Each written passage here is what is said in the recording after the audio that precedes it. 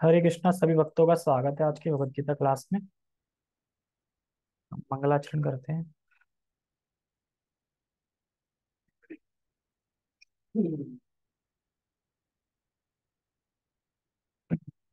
ओम अज्ञानतिमिरान्धस्य ज्ञानञ्जनशलाकया चक्षुरुन्मीलितं येन तस्मै श्रीगुरुवे नमः। श्रीचैतन्यमनोभीष्टं स्थापितं येन भूतले स्वयं रूपः कदा मह्यं ददाति स्वपदान्तिकम्।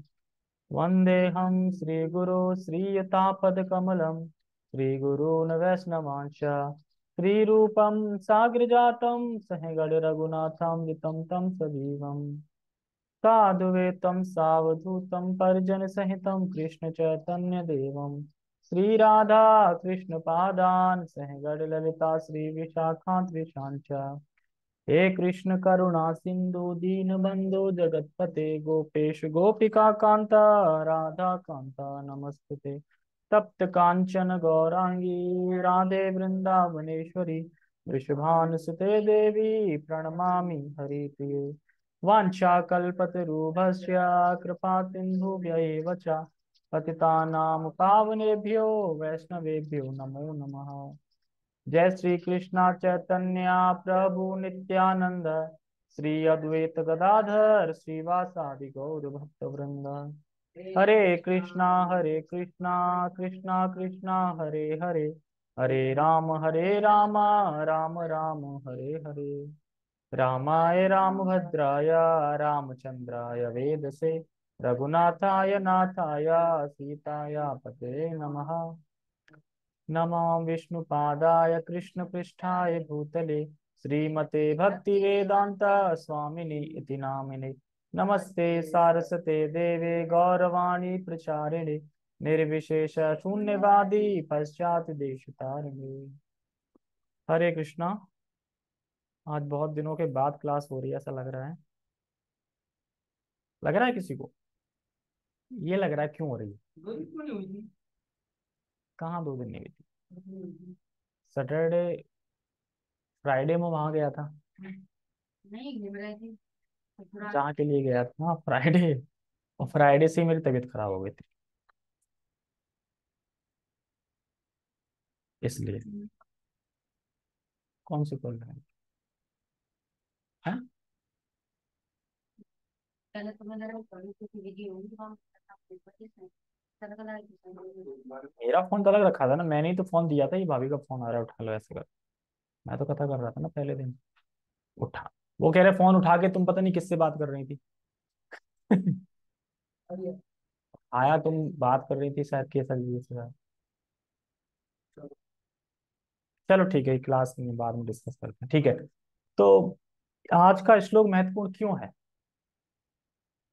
क्योंकि जो हमारा जीवन का परम लक्ष्य है कृष्ण भगवान के चरणों में प्रेम प्राप्त करना। तो कैसे प्रेम प्राप्त हो सकता है और कैसे हम भगवान को देख सकते हैं समझ सकते हैं और उनके धाम जा सकते हैं, ये यही श्लोक बताएगा। आज के श्लोक हमें यही बताएगा कि कैसे हम भगवान को देख सकते हैं, कैसे भगवान को समझ सकते हैं और कैसे भगवान के धाम जा सकते हैं। 11.53 में भगवान ने बताया था कि किन किन चीजों से मुझे नहीं देखा जा सकता, नहीं समझा जा सकता। दान, तपस्या, यज्ञ, पूजा। अगर इनमें भक्ति मिश्रित नहीं है तो ये कोई फायदा नहीं है, नहीं देख सकते। आज बताएंगे कि क्या क्या करने से मतलब क्या योग्यता होनी चाहिए भगवान को देखने की, समझने की। ठीक है, तो लिंक समझ में आ गया क्या है? आज का श्लोक बहुत बड़ा है, 2 टाइम में करेंगे ठीक है। पहले मैं श्लोक पढ़ता हूँ। श्लोक का उच्चारण करते हैं। भक्त्या त्वनन्यया शक्या अहम एव विदो अर्जुन ज्ञातुम दृष्टुम च तत्त्वेन प्रवेष्टुम च परन्तप। भक्त्या त्वनन्यया शक्या अहम एवं विदो अर्जुन ज्ञातुम दृष्टुम च तत्त्वेन प्रवेश प्रवेष्टुम च परन्तप। भक्त्या तु अनन्या शक्या अहम एवं विदो अर्जुन ज्ञातुम द्रष्टुम च तत्त्वेन प्रवेष्टुम च परन्तप।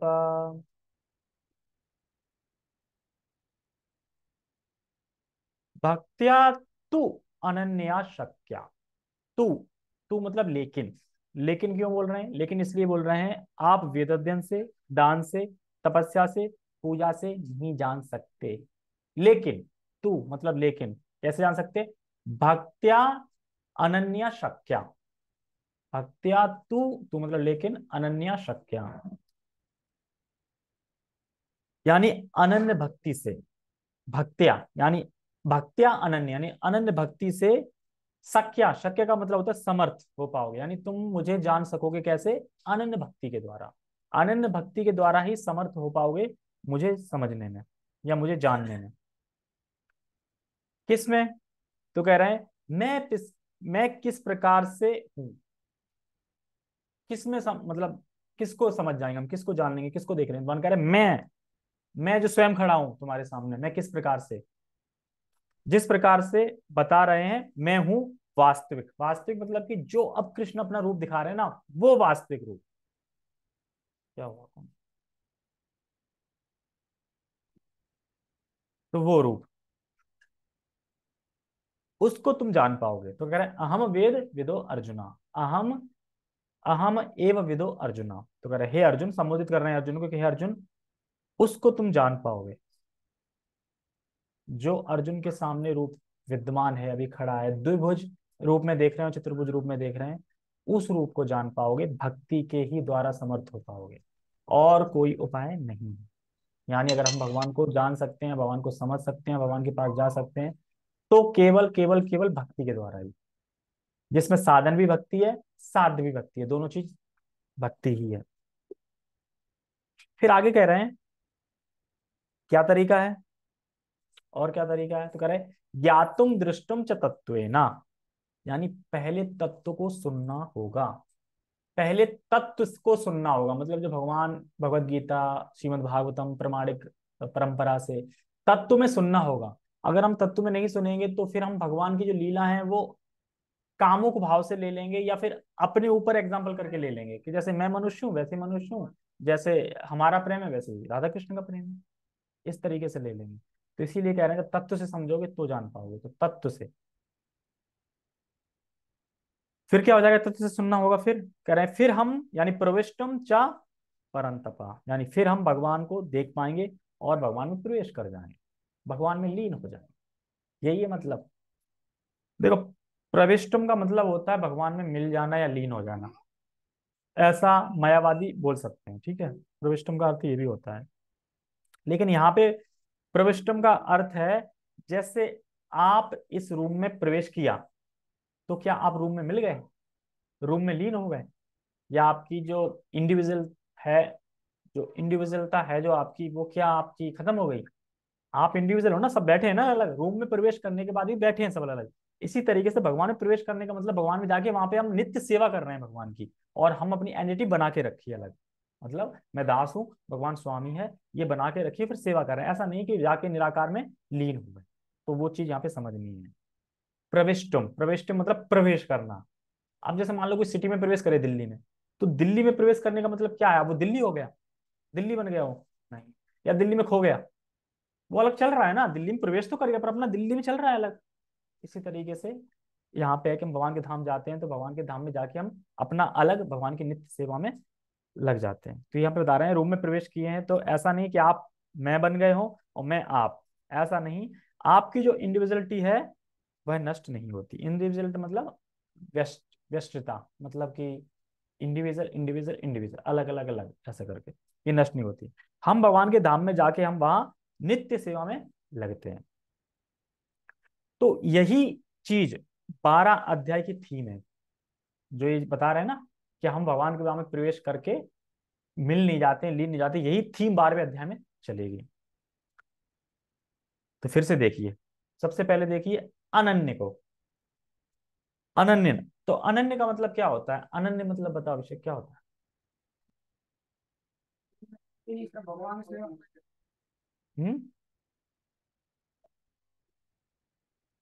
हाँ, मतलब भक्ति के अलावा भाई कोई साधन स्वीकार नहीं करता, भक्ति के अलावा कोई साधन स्वीकार, इसको बोलते हैं अनन्य भक्ति। अनन्य, ना अन्य, मतलब और कुछ अन्य नहीं, सिर्फ भक्ति। जो भक्ति का साधन है उसी को स्वीकार करेगा, जो भक्ति साधन नहीं है उसको स्वीकार नहीं करेगा। यानी यज्ञ, दान, तपस्या, पूजा, 4 चीजें बताई थी भगवान ने कि इसमें अगर भक्ति मिश्रित नहीं है तो वो मुझे नहीं देख पाएगा। तो दान में भी भक्ति, यज्ञ में भी भक्ति, तपस्या में भी भक्ति और पूजा में भक्ति, सब में भक्ति होती है, यानी साधन भक्ति का ही होता है। तो फिर ये करके वो भगवान को देख पाता है। तो साधन की अनन्यता हो गई है। और भक्ति के अलावा वह अपने सिद्धि के लिए और किसी कोई साधन का उपयोग नहीं करता। मतलब कि भक्ति के अलावा वह अपने सिद्धि के लिए, सिद्धि क्या है, परम सिद्धि हमारी क्या है, भगवान के चरणों में कृष्ण प्रेम, ये परम सिद्धि है। तो इसके लिए वह किसी साधन का उपयोग नहीं करता, सिर्फ भक्ति का साधन ही उपयोग करता है।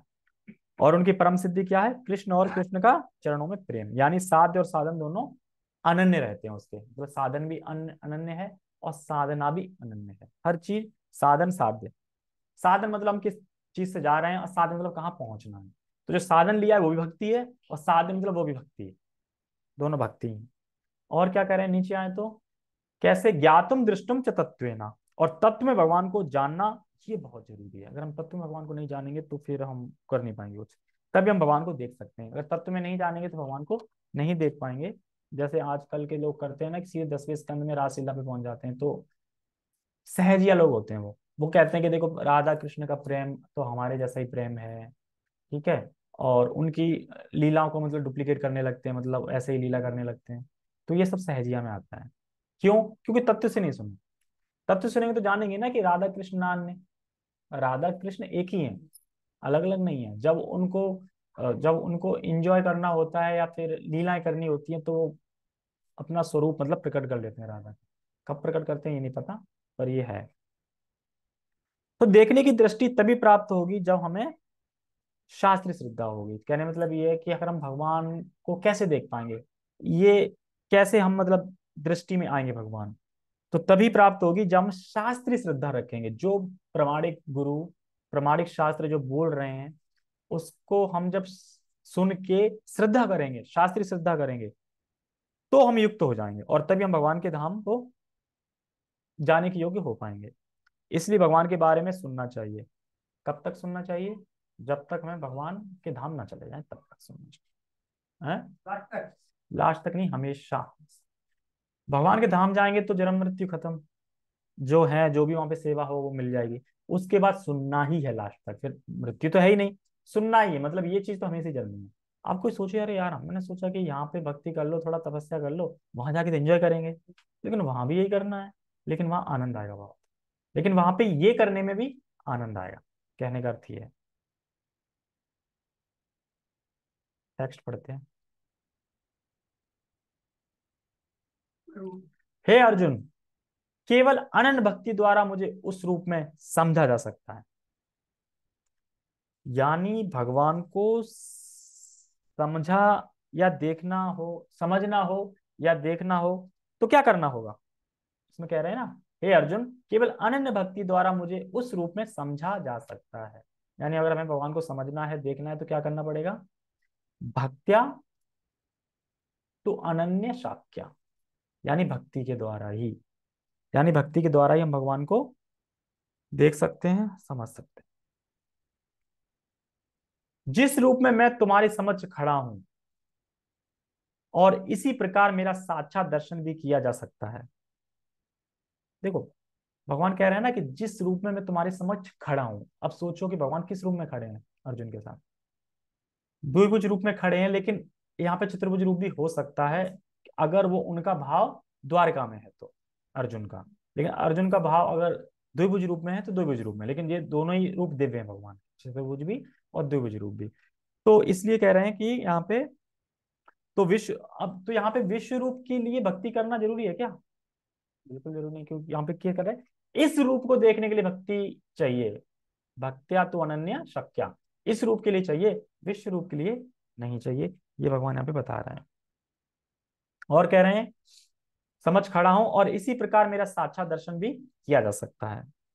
तो अब कुछ लोग बोलते हैं, डाउट करते हैं, पता नहीं हरे कृष्णा करने से भगवान के दर्शन होंगे कि नहीं होंगे। तो भगवान क्या इस श्लोक में नहीं बता रहे हैं सही से? इस श्लोक भगवान बता रहे हैं सीधा सीधा पूरा आश्वासन दे रहे हैं कि हाँ मेरे दर्शन होंगे, हरे कृष्णा करोगे और प्रामाणिक आचार्यों का संग करोगे और शास्त्र पढ़ोगे, भगवत गीता पढ़ोगे तो दर्शन होंगे ही होंगे, ये यहाँ पे बता रहे हैं।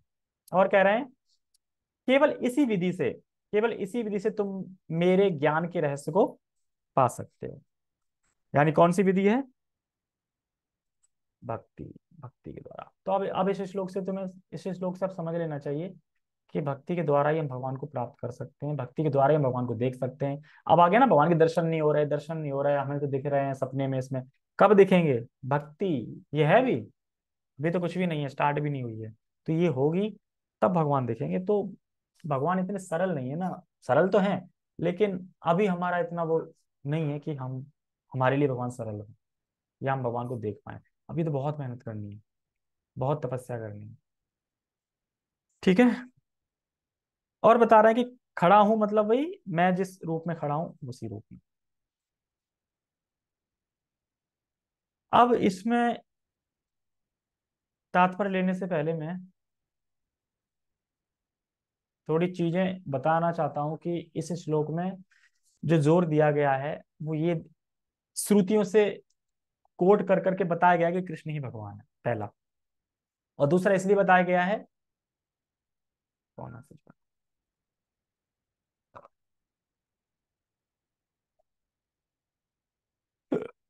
हाँ भक्ति तो सरल है पर आसक्ति बहुत कठिन है। आसक्ति बहुत कठिन है, आसक्ति त्यागना बहुत कठिन है।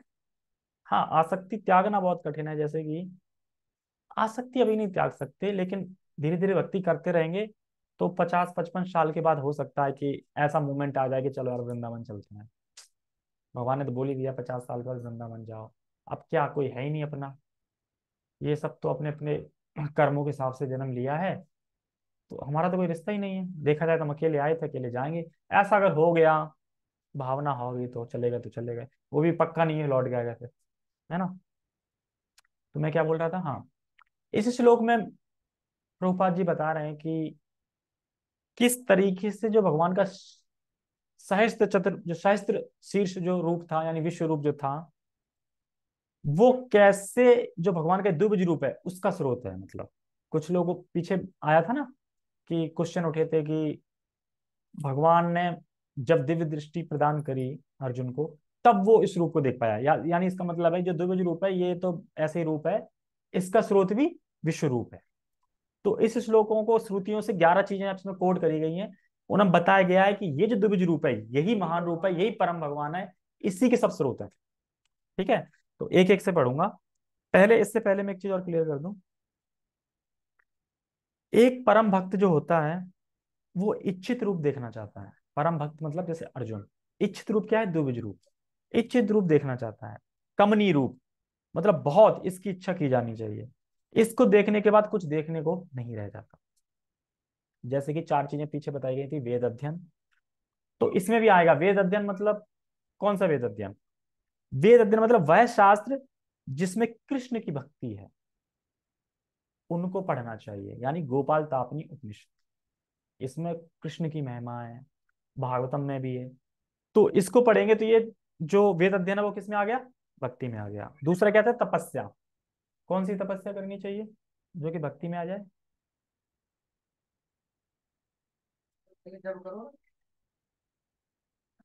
अच्छा, ठीक है, सुबह उठ के करो, करते हो? और क्या करना चाहिए? कौन सी तपस्या जो, हाँ एकादशी व्रत और जन्माष्टमी व्रत बताइए थी प्रभु जी ने। एकादशी व्रत और जन्माष्टमी व्रत ये तपस्या है हमारी। ये तो हमारा 4 नियम पालन हो गया, और ये तो प्रभुपाद जी ने दे रखा है 16 नियम का। जब ये तो है ही, तो करना ही है। एक्स्ट्रा तपस्या का एकादशी नहीं आती, महीने में 2 बार आ जाती है, ओहो एकादशी आ गई, आ जाती ना, जन्माष्टमी आ गई, ओहो राधाष्टमी आ गई, ओहो काम आ गए। या फिर गौर निताई का बर्थडे आ गया, तो ये नहीं तपस्या, तपस्या नहीं लगते कभी कभी ये एकादशी के बाद 2 दिन बाद ही गौर निताई का आ गया, अरे यार अभी तो रहे थे अब फिर से एकादशी फास्ट। या तो उसमें ऐसा हो कि फास्ट के बाद अन्न खा लो, वो नहीं, एकादशी प्रसाद ही टेकन, तो उसमें तो फिर वही कहते हैं ये है तपस्या। तो इन तपस्या को करना है, बाकी वो तपस्या नहीं करनी कि एक पैर पे खड़े हो जाओ, ये सब नहीं करना है। ठीक है। फिर क्या है? दान। दान के ऊपर बोल, जो भक्त भगवान के प्रचार और सेवा में लगे हैं उन वैष्णवों को दान दे। जो भगवान की कीर्ति का गान कर रहे हैं, भगवान की ग्लोरीज बढ़ा रहे हैं और भगवान की भक्ति में लगे हैं, उनको दान देना चाहिए। जैसे कहते हैं, दान अगर किसी सुपात्र को दिया जाए तो अनंत गुना वापस आता है, अगर आप मुक्त नहीं हुए तो। मान लो कि आप भक्ति कर रहे हैं, मुक्त ना हुए, भगवान धाम ना पहुंच पाए, फिर से जन्म ले लिया, तो अगर दान किया है तो इतना अनंत गुना आएगा कि फिर तुम बढ़िया से भक्ति करोगे, मतलब ही नहीं है, झंझट ही नहीं है पैसा कमाने वाने का। तो सुपात्र को, अगर मान लो सुपात्र को नहीं दिया है, अयोग ब्राह्मण को दे दिया है, तब भी कुछ डबल आता है, लेकिन सुपात्र ब्राह्मण को दे दिया है, वैष्णव को दे दिया, भक्त को दे दिया, तो अनंत गुना वापस आता है, इसका अनुमान नहीं लगा सकते। और लास्ट है पूजा। दान हो गया। पूजा, पूजा मतलब भगवान श्री कृष्ण विष्णु के विग्रह की पूजा। तो ये सब चारों के चारों किस्म हो गए भक्ति में।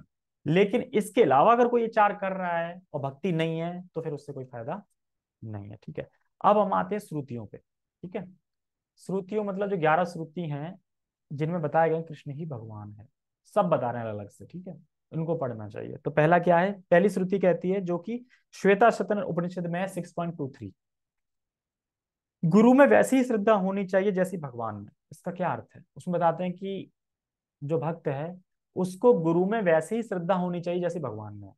यानी गुरु जो मुख से बोल रहे हैं, यानी वो भगवान का ही वचन है, ये श्रद्धा होनी चाहिए। गुरु जो बोल रहे हैं वह भगवान के वचन है, श्वेता सत्र उपनिषद। दूसरा है ब्रह्म संहिता में कहा गया, ब्रह्म संहिता में क्या गया 5.47 में, ब्रह्मा जी यहाँ महाविष्णु को, जो शेष शैया पर लेटे हैं, महाविष्णु जिनके रोम से अनंत ब्रह्मांड निकल रहे हैं, ये महाविष्णु भी किसके अंश हैं, भगवान गोविंद के, जिनका मैं भजन करता हूँ। अभी मैं श्लोक श्लोक नहीं दिखा रहा हूँ, ये देख सकते हो ब्रह्म संहिता में 5.47 श्लोक पढ़ोगे ये लिखा आएगा। ठीक है, तीसरा है जिसमें श्लोक में लिखा है, सच्चित आनंद रूपाय कृष्ण क्लिष्ट कारिणो नमो वेदांत वेदाय गुरु बुद्धि साक्षिणे। ये गोपाल तापनी उपनिषद 1.1 है। इसमें बताएगा, यहाँ स्पष्ट रूप से यहाँ वर्णन है कि किस प्रकार से कृष्ण भगवान है। तो ऐसे शास्त्रों को पढ़ना अच्छा है, ताकि हम समझ पाए कि कृष्ण भगवान है। और इसका मतलब है कि जो सच्चित आनंद जो भगवान है, रूपा है, कृष्ण कृष्ण करणे हैं, उनको मैं नमस्कार करता हूँ, उनकी मैं वंदना करता हूँ। नमो वेदांत वेदाय गुरु बुद्धि साक्षिणे। इसको एक मिनट में देखता हूँ, कौन सा है, सच्चित है ना, इस श्लोक को इसमें है।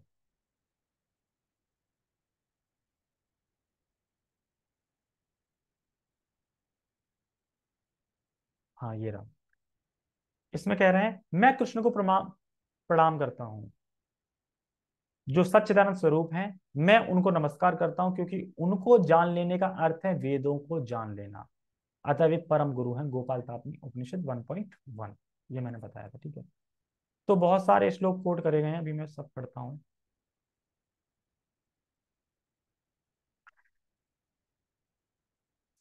चौथा है, कृष्णो वे परम देवतम, गोपाल तापनी उपनिषद, ये है 4.1.3, यानी कृष्ण ही परम भगवान है। सीधी सी बात है ना, कृष्णो वे परम देवतम, यानी कृष्ण ही भगवान है। पांचवा है, एको वंशी सर्वगा कृष्ण इंग्या, ये गोपाल तापनी उपनिषद 30:1-21 से है। कृष्ण एक ही स्थान पर हैं, पर वो सर्वव्यापी हैं, वे पूज्य हैं, वे एक हैं, जो बहुत रूपों में प्रस्तुत होते हैं। मतलब भगवान वही एक है जो बहुत रूपों में प्रस्तुत होते हैं, चाहे उनका विश्व रूप हो, चाहे उनके विष्णु फॉर्म हो, चाहे उनके देवी देवता हो, चाहे कोई बहुत से रूपों में प्रस्तुत होते हैं। छठवा है, ये तो सबको पता है, ईश्वर परमा कृष्णा सच्चिदानंद विग्रह अनादिर आदिर गोविंदम सर्व कारण कारणम, ये है ब्रह्म संहिता 5.1। इसमें बताया गया भगवान तो कृष्ण है, जो सच्चिदानंद है, उनका कोई आदि नहीं है, क्योंकि वह प्रत्येक वस्तु के आदि हैं, वे समस्त कारणों के कारण है। सातवां दिया गया है, यदोर वंशः नरा, ये विष्णु पुराण में है 4.11.2, जो व्यक्ति यदुवंश का वर्णन सुनता है, यदुवंश, यदुवंश में कौन आए थे, कृष्ण आए थे। जो व्यक्ति यदुवंश का वर्णन सुनता है, जिसमें परम ब्रह्म कृष्ण नराकृति में प्रकट हुए, तो ऐसे व्यक्ति सभी पापों से मुक्त हो जाते हैं। नराकृति मतलब जो नर नहीं है, नर जैसा उनकी आकृति नहीं है, अलग, मतलब नर मतलब मनुष्य नहीं है ना, मनुष्य जैसी नराकृति, मतलब लग रहा है मनुष्य पर नराकृति नहीं है वो। ऐसे व्यक्ति की जब कोई सुनता है कथा तो वो सारे पापों से मुक्त हो जाते। तो वो कौन है, यदुवंश में कौन आए, कृष्ण आए, ठीक है। और आठवां है एते चांश कला पुंसा कृष्णस्तु भगवान स्वयं। यह है भागवतम 1:3-28 का। ये समझ है, ये सभी अवतार भगवान की कला या तो कला के अंश हैं, परंतु कृष्ण तो स्वयं भगवान है। नौवा है मत्ता परंतप नान्यत, ये गीता में से लिया है 7.7, मुझसे परे कुछ भी नहीं है। तो इसी से साफ साफ हो रहा है ना, कृष्ण क्या कह रहे हैं, मुझसे परे कुछ भी नहीं है। या तो कृष्ण ये बोलते कि नहीं मुझसे परे भी कोई है, कोई है मुझसे परे, पर मैं पूरा परे नहीं हूं, पर मुझसे परे भी है, तो डाउट होता। लेकिन गीता में कह रहे हैं मुझसे परे कुछ नहीं है। 10वां है अहम आदि ही देवानाम, ये गीता 10 बोलते हैं मैं सभी देवताओं का स्रोत हूँ। आया ना, भी पढ़ा है अपने पीछे, मैं सभी देवताओं का स्रोत हूँ। और 11 बता रहे हैं पर ब्रह्म परम धाम। अर्जुन भी क्या कहते हैं 10.12 में, आप ही परम ब्रह्म है, आप ही परम धाम। तो ये 11 चीजों से पॉइंट से बताया है। तो क्या मकसद है बताने का, तो मकसद ये सभी श्लोक क्यों दिए गए, ताकि ये समझ जाए कि भगवान का जो सहस्त्र रूप है वह भगवान के द्विज रूप कृष्ण का ही, वह भगवान के द्विज रूप कृष्ण का स्रोत नहीं है। ये समझ पाए। क्या समझ पाए, फिर से सुनो। ताकि हम ये समझ जाएं कि भगवान का जो सहस्त्र रूप है वह भगवान के द्विज रूप कृष्ण का स्रोत नहीं। ठीक है, सभी भगवत स्वरूप को स्रोत द्विज रूप, सभी भगवत स्वरूप का जो स्रोत है वो द्विभुज रूप स्रोत है। तो ये सारी बातें अगर हम कब समझ पाएंगे, जब कथा में आएंगे तो समझ पाएंगे सारी बातें। अगर हम कथा में नहीं आएंगे तो कैसे समझ पाएंगे। क्या सपने में सोने के बाद स्फुरित हो जाएगा सब कुछ, नहीं हो पाएगा ना। इसीलिए कथा में परमानेंट आना चाहिए, हमेशा आना चाहिए। तभी बोल रहे हैं ज्ञातुम दृष्टुम, यानी सुनना पड़ेगा, फिर भगवान को देख पाओगे। जब तक हम सुनेंगे नहीं तब तक भगवान नहीं देख पाएंगे। जैसे मान लो हम ये सुनी तो रहे ना अभी, यहाँ तक कि प्रभु जी बता रहे थे कि जो असुर होते हैं ना वो भी भगवान के बारे में सुन के ही समझ पाते हैं। जैसे कालेवन था ना, कौन है, कौन लड़ेगा मुझसे, कौन लड़ेगा, अरे कृष्ण है, कृष्ण है, कैसा है कृष्ण, अरे वो ऐसा मुकुट लगाता है, ऐसे ऐसे वो मोर पंख करता है, ये वो, अच्छा उससे लड़ूंगा। तो कुछ सुना तभी तो गया ना लड़ने के लिए, वरना पता चलता कृष्ण की जगह किसी और से लड़के आ जाते। तो इसीलिए सुनते तो असुर भी हैं तभी वो जान पाते हैं, तो सुनने बिना नहीं जान सकते। कह रहे हैं ज्ञातुम, ज्ञातुम मतलब ज्ञातुम दृष्टुम माने सुनना पड़ेगा। तो भगवान का यह रूप क्रमिक विकास वाली भक्ति से नहीं, अभी तो अनन्य भक्ति से ही देखा जाता है। क्रमिक विकास मतलब होता है कि जैसे पहले क्रमिक एक वो होता है, एक वो होता है, तीन तीन चीजें आती है ना जिसमें, मुझे याद नहीं आ रहा। निरपेक्ष नहीं, निरपेक्ष नहीं, जिसमें तीन कैटेगरी में आता है ना, जैसे कि एक तो वो होता है कि जो भगवान का काफी साक्षात्कार होता है लेकिन भौतिक कार्यों में इसलिए लगाए एग्जाम्पल सेट करने के लिए। और एक होता है कि जो नया नया होता है, और एक होता है जो उच्च होता है। तो उसमें कह रहे हैं ये क्रमिक है, वो नहीं, अनन्य भक्ति चाहिए। अनन्य भक्ति मतलब और कोई नहीं, भक्ति के साधन के अलावा और कोई साधन नहीं। ठीक है, तो 8:29 हो ही गए हैं, फिर मैं सोच रहा हूँ तात्पर्य तात्पर्य कल पढ़ लेंगे, क्योंकि तात्पर्य में यही बातें आएंगी सारी जो श्रुति से बताई है, 11 वही पॉइंट आएंगे। और बाकी कुछ बस पढ़ते चले जाएंगे, समझ में आता चलेगा, ज्यादा कुछ व्याख्या नहीं, तो कल पूरा हो जाएगा ये। ठीक है, मेरे हिसाब से है क्या। ओके, सो बहुत बहुत धन्यवाद। जगत गुरु श्रील प्रभुपाद की जय, श्रीमद् भगवद गीता की जय, निताय निताय गौर प्रेमानंदे, हरे कृष्णा।